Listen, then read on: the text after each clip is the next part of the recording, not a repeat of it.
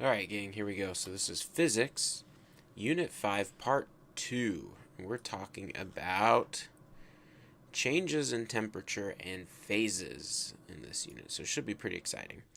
Alright, so here we're talking about, just to start off, we're just reviewing just a little bit real quick about what we talked in the last part.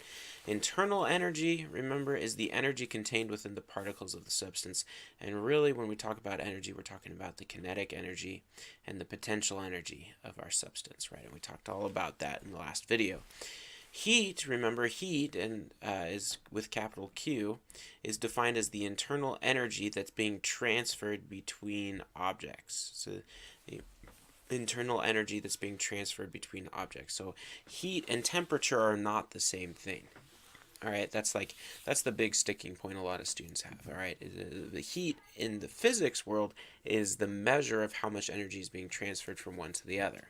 Okay, so heat always moves from a higher temperature object to a lower temperature object. Okay, so we always say that heat is going from high temperature to low temperature. So if this winter, when you leave your door open and your parents say, hey, close the door, you're letting the cold air out, or you're letting the cold air in.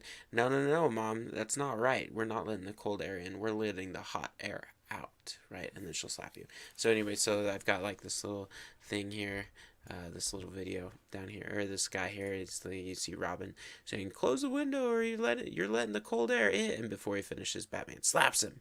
Says, thermodynamics, the heat goes out. It's pretty funny. All right, there's that. Okay, anyway, and then finally about heat, the rate of heat transfer depends on the difference in temperature. Okay, the greater the temperature difference, the greater the energy transfer. All right, then that's assuming other factors are equal. All right, so essentially the bigger that temperature change, the faster you're going to reach thermal equilibrium. And remember, thermal equilibrium is when your temperatures are the same. Okay, you've reached equilibrium. Okay, so here we've got internal energy and heat and how it can change. So we've got this can of fruit juice, okay, and you've put it in a cooler. Okay, so it's a warm canned beverage, and you're placing it in cold water. So say you're out fishing and you want this nice soda, but your soda was sitting in the sun, so you put it in the cooler with the ice. All right, and so inside this can, you have, your fruit juice is moving very quickly at 45 degrees Celsius. All right. So these are your fruit juice molecules bouncing around at 45 degrees Celsius. Then you got the metal atoms in the can bouncing around back and forth like so. And then you've got the water molecules over here, and they're at a nice chilly 5 degrees Celsius, right? So essentially, your guy here, it's hot on one side, you got this barrier, and then it's cool. And really what happens is your energy, you've got these guys bouncing, and they're going to bounce this way, and then this guy here they're going to bounce a little bit, but not nearly as much. So this is going to hit those aluminum can molecules and transfer that energy across this barrier into the water molecules. So eventually what will occur is that your water and your temperature will end up at the same degree. And this that I'm blocking right here, they show here that the temperature of the water is 11 degrees Celsius. All right, and then the temperature of the juice is also 11 degrees Celsius. All right, so that's kind of what is behind my face here. But anyway, and so you can see that based on this little model, that the water and the juice particles are now moving at relatively the same speed, because remember, temperature is a measure of average kinetic energy. All right, units of energy. All right, this is just a bunch of them that you should probably be mostly familiar with. Okay, joules is the SI unit. This is what we'll use most often, but also pay attention that there's also the unit of calorie. Okay, and this is really what people used to use, 30, 40 plus years ago, for units of energy, and then joules finally took over and kind of won the battle, I guess. But anyway.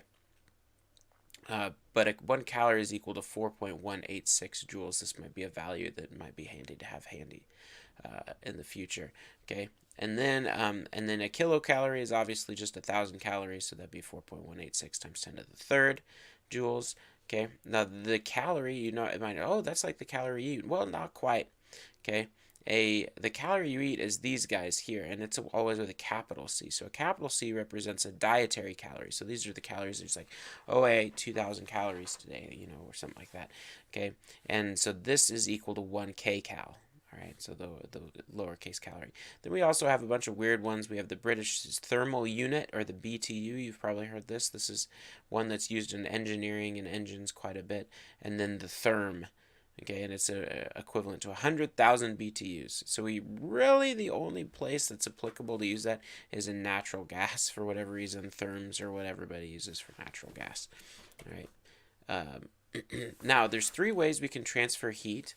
All right, we can transfer it via conduction, okay, conduction, and this is the transfer of heat through a substance. So back when we were talking about transferring the heat from the fruit juice to the water, that was conduction. The metal was conducting the heat from one side to the next, all right. So metals are good conductors, meaning they allow that energy to transfer pretty easily. So your aluminum allows your pop to get cold or warm, just depending, right? But your container, is styrofoam or some other plastic that's a good insulator, meaning it's a bad conductor. Okay, it doesn't allow the heat or the inside or back out of the container, so it'll keep your warm stuff warm or your cold stuff cold, because it doesn't allow that energy to reach thermal equilibrium as easily. All right, so that's conduction. So that's the transfer of heat through a substance by molecule to molecule contact.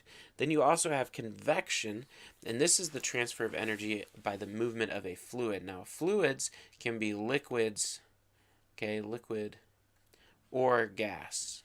All right, so that's an important distinction. So a liquid or a gas. So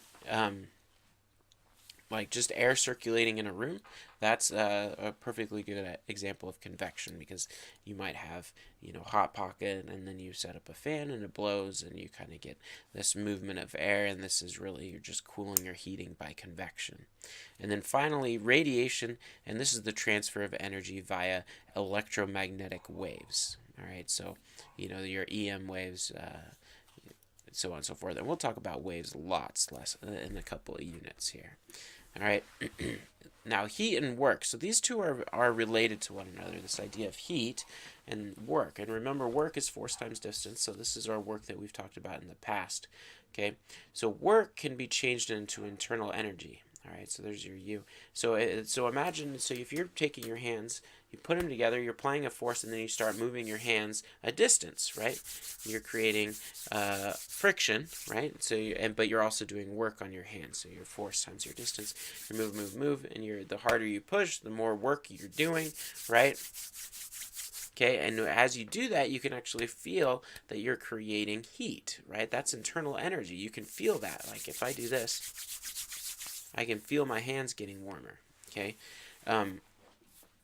In class, to show this, we're going to mess with a couple rubber bands. We're going to move the rubber bands back and forth like this really, really fast, and you'll be able to feel that the rubber bands, after you've moved them back and forth really fast, are actually warmer than how they were before, okay? So a couple of units ago, we talked about mechanical energy, right? And remember, it was the potential energy plus the kinetic energy, and we said that it was always conserved when there is no friction, okay? And so remember, mechanical energy was we just talked about potential energy and kinetic energy. Now, with our total energy, this is including our internal energy. So internal energy is going to help us keep track of friction, okay? So once we have internal energy involved, then our total energy will be always be conserved. All right, so here's a good way of thinking about it. Conservation of energy. So this is total energy. The change in the potential energy plus the change in kinetic energy plus the change in internal energy should always equal 0. So anytime one thing gets greater, then something else had to get smaller, or vice versa. All right, so any loss of one type is balanced by a gain of the other types of energy. So say your child is sliding down a plastic playground slide. So if your kid is going down the plastic playground slide, well, that should tell you that you're losing potential energy, right? So you're negative. So your potential energy is going down. But then your kinetic, so this is maybe I'll put it in parentheses. Your kinetic energy will be going up, right? Because you're going down, right? And then you're also going to gain a little bit of friction, right? And so the potential energy you lose has to turn into the kinetic energy plus the potential energy. All right. Whoops. Okay, now let's change gears a little bit here. We're still talking about heat. Okay, we're talking about heat. Heat is heat transfer. Now you might be thinking to yourself, okay, well that makes sense. But then, so think about this real quick. We use water for a lot of things because it's got a lot of interesting properties. But one of those things that makes it most interesting is the idea that we can use it as a coolant, right? We have it in our water, in our we use water in our automobiles, in our cars, in the radiators. We also use water a lot in nuclear reactors to keep them cool. Tons of other machinery. But why is water so great? Well, the idea is water is a really good insulator. Okay, it holds energy very, very well and doesn't raise temperature. Okay, so this idea of not of the energy it takes to raise something a certain amount of temperature, like which would be easier to raise the temperature of, a penny or a cup of water that's equal mass. All right, so we have this thing here. It's called specific heat capacity, and this should really be a subscript P, so it would be like that. And this measures the amount of heat required to raise the temperature by 1 degree Celsius for 1 kilogram of a substance.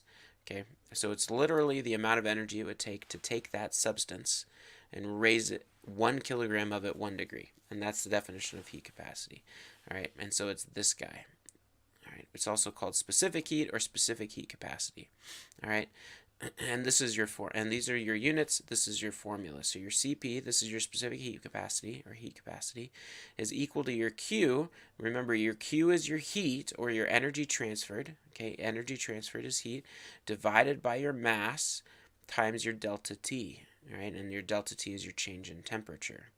All right, so you'll need this formula, and then also if you take this guy, multiply by m delta T, you get it over here, and you get this version of it as well. It's essentially the same thing, just rearranged.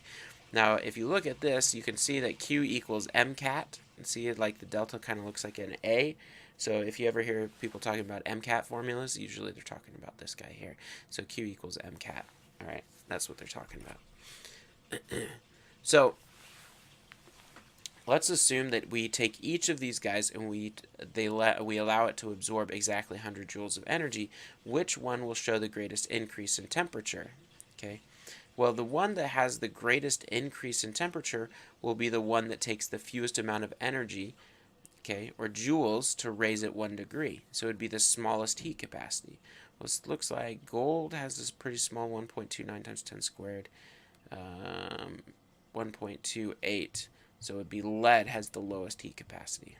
All right. So notice that waters compares at 4.186 times 10 to the third. Like it's twice as big as any of the other ones. Steam is 2.01, so that's half as much.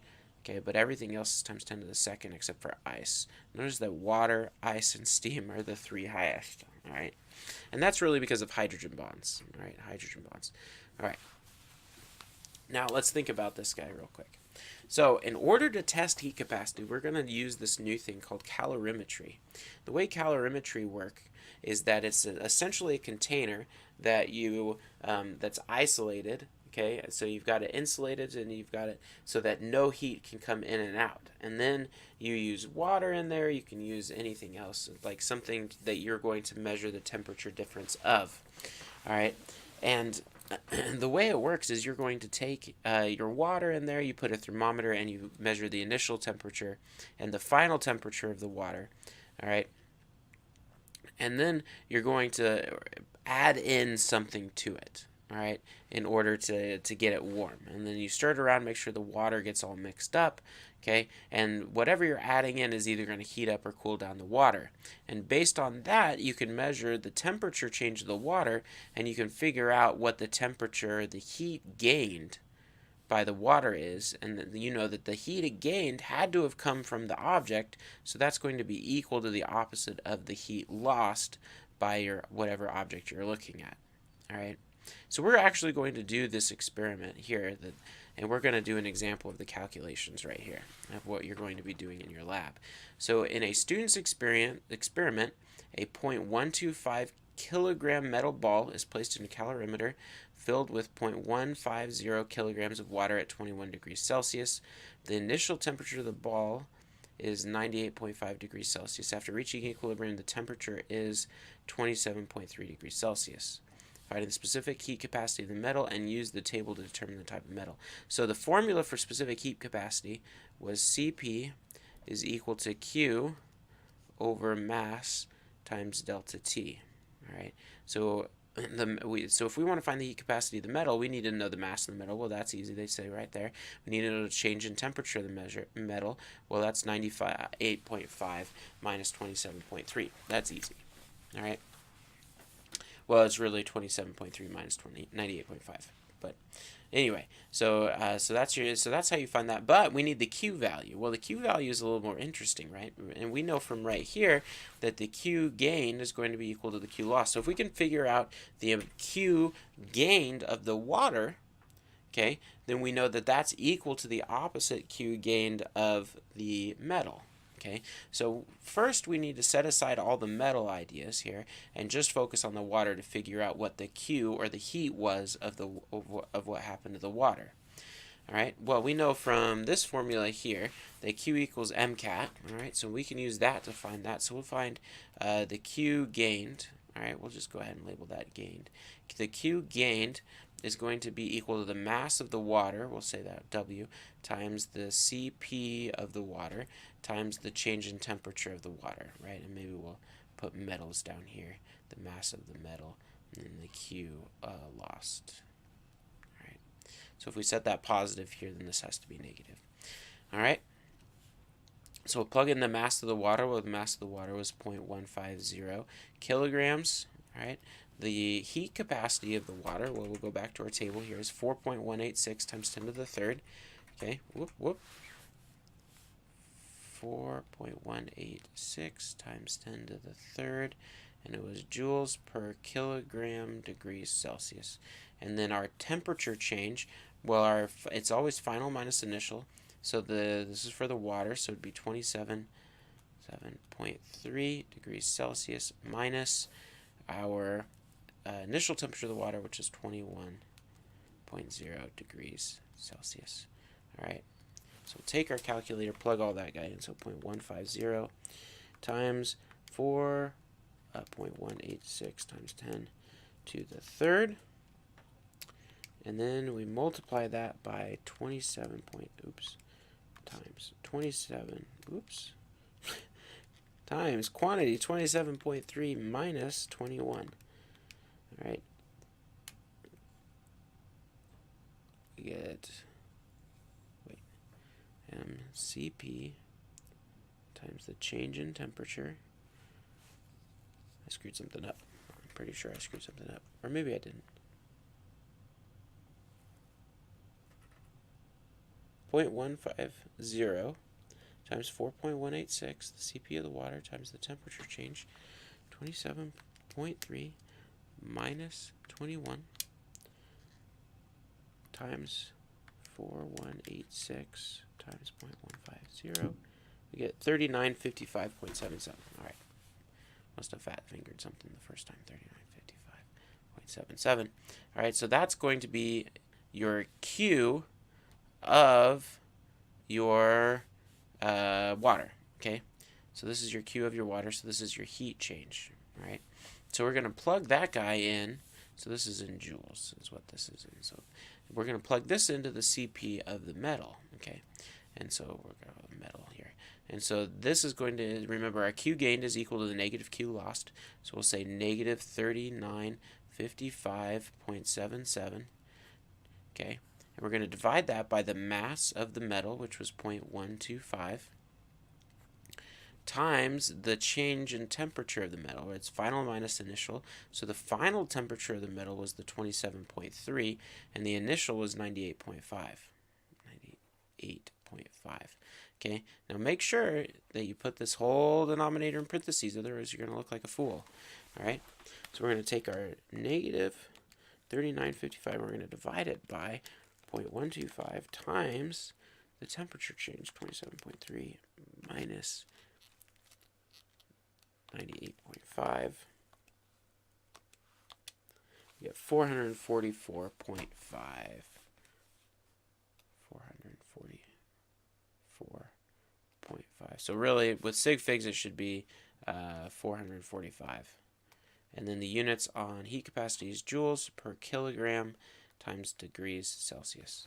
All right, and which metal would this be?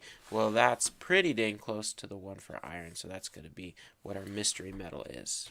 All right. So this is essentially the math you'll do on the practice problem, or on the exam, or on the lab, or exam. You never know. Okay. Let's do one more. It's kind of changed things up just a little bit. This one's a little trickier. It says a bathtub has 20 kilograms of water at 60 degrees Celsius, and the bather wants to, or the bather wants the temperature to be 30 degrees Celsius. How much 20 degrees Celsius water must be added to the bath water to achieve the desired temperature? So, what we need to do with this guy is that we know that if we could find out how much heat we want to add to the water, right? Because we're starting with a tub that's already at 60 degrees. So this is too hot, right? This is our water. It's already at 60 degrees. We need to get it cooler. Okay, so that means we're going to add a bunch of 20 degrees Celsius water. But we need to figure out how much water we need to add. All right. So if we can figure out how much energy we need to take out of this guy, or what the Q is, then that means we could figure out how much energy we need to use in our other set. All right, so it's kind of essentially the same idea here. Okay, so we're going to say the Q, and we're going to call it the hot. So the Q of the hot is equal to the mass of the hot, so this is the mass that we already have, times the heat Cp of water, and we're not going to signify that because we only have water in this thing, times the change in temperature. Well, the mass of the hot, all right, the mass of the hot is the 20 kilograms, 0 kilograms, all right. The Cp of water, we already said 4.184 times 10 to the third joules per kilogram times degrees Celsius, all right, times our change in temperature. Now the change in temperature, we want to go from 60 to 30, right? So this would be the 30 minus 60, all right? So that's the total change we need right here. So it would be 20 times 4184 times negative 30. We get a big number here, so this is going to be a negative 2.51 times 10 to the 1, 2, 3, 4, 5, 6. Sixth, and joules, because it's heat. All right, so that's that guy. Now, we also need to know, so really we need to know the mass of the other guy. So this is the Q of the cool, which would equal the negative of that, right? The Q of the cool, which is going to be equal to the mass of the cool times the Cp of the cool times the change in temperature of the cool. All right? So we're really after the mass of the cool. So we'll rearrange this to solve for that. So it would be the mass of the cool is equal to the Q of the cool divided by the heat capacity times the change in temperature. All right. So the Q of the cool would be equal to the negative of that, so that would be the positive 2.51 times 10 to the 6th joules. All right, and we're going to divide that by the heat capacity of the water, 4.186 times 10 to the third joules per kilogram degrees Celsius, times our change in temperature. And once again, be careful of your brackets in the denominator. All right, so the final temperature of the water, we need it to be 30 degrees, right? Because that's what we're trying to get to, and we're starting at 20. All right. So if we take 2.51 times 10 to the 6th divided by 4186 times 10, we should get 60. Nailed it.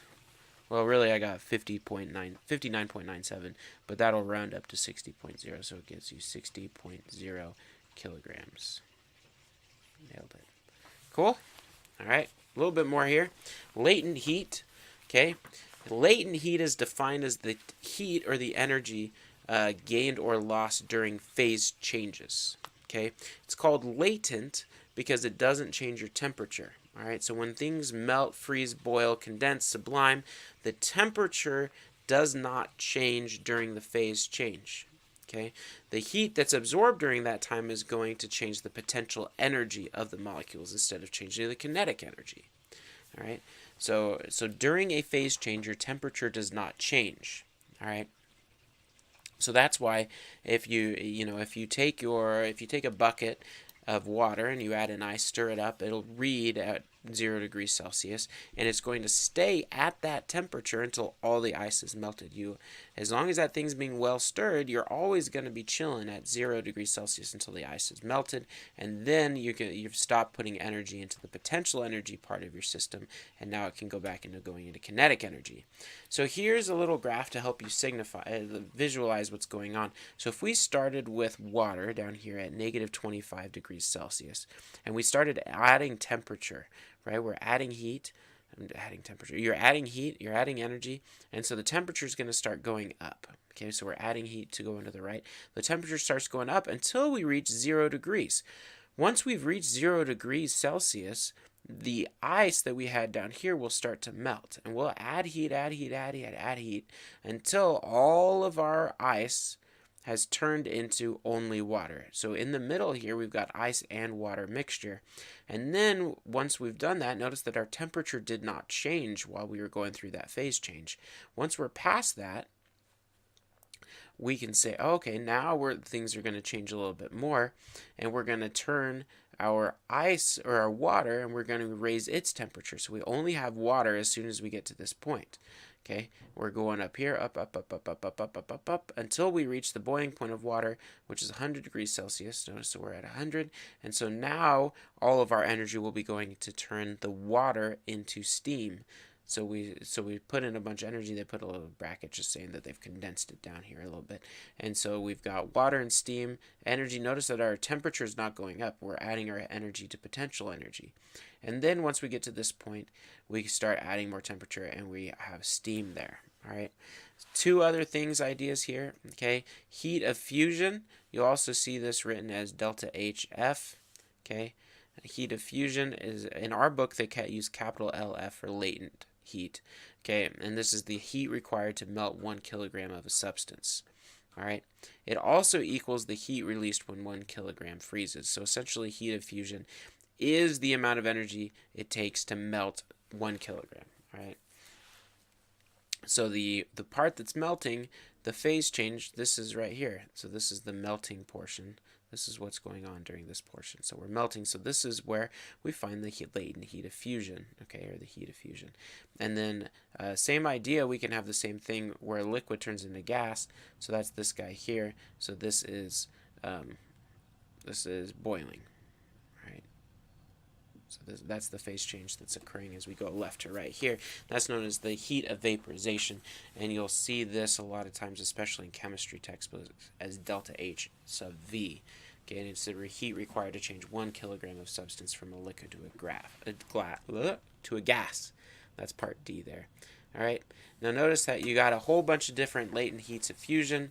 Okay, and so these are kind of important values to kind of just take a look at. And essentially what they're doing is they give you your melting point. So nitrogen melts at negative 209.97, and this is how much energy it takes per joule to get that guy up to melt 1 kilogram. So in order to melt a kilogram of nitrogen, you need 2.55 times 10 to the 4th joules.